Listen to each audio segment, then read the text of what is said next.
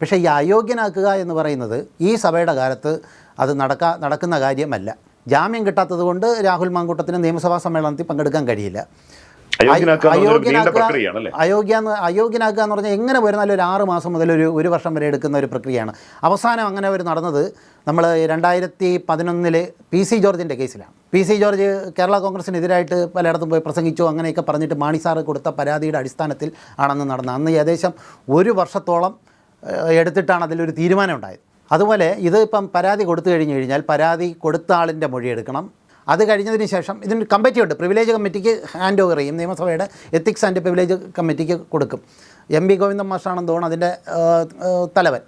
UDF നിന്ന് 2 അംഗങ്ങളും ഉണ്ട്, ബാക്കിയെല്ലാം LDF അംഗങ്ങളാണ്.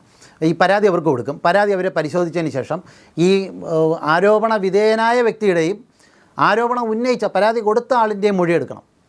അപ്പം അത് ചെയ്യേണ്ടതെന്നാണെന്ന് പറഞ്ഞു കഴിഞ്ഞാൽ രാഹുൽ മാങ്കൂട്ടത്തിൻ്റെ മൊഴിയെടുക്കേണ്ടി വരും. അത് കഴിഞ്ഞിട്ട് പിന്നെ ഈ ആരോപണം പരാതി ഉന്നയിച്ചിട്ടുള്ള അവരുടെ എല്ലാവരുടെയും മൊഴികൾ എടുക്കേണ്ടി വരും. ഈ എത്തിക്സ് ആൻഡ് പ്രിവിലേജ് കമ്മിറ്റി ഇവരെ രണ്ടുപേരെയും വിളിച്ചു വരുത്തേണ്ടി വരും.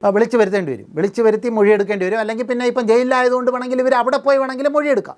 മറ്റതൊക്കെ നേരിട്ടാണ്, അതായത് ഇവർക്ക് നേരിട്ട് കൊടുക്കാം, വേണമെങ്കിൽ ഒരു വക്കീലിനെ കൊണ്ട് റെപ്രസെൻറ്റ് ചെയ്യുക. അപ്പോൾ ഈ പ്രോസസ്സെല്ലാം പൂർത്തിയാക്കി റിപ്പോർട്ടുണ്ടാക്കി സഭയിൽ സമർപ്പിച്ച് സഭ അത് അംഗീകരിച്ച് പിന്നെ അതിനുള്ള പ്രമേയം സഭാനാഥൻ, അതായത് മുഖ്യമന്ത്രി പാസ്സാക്കി വേണം ഇത് അംഗീകരിക്കാൻ.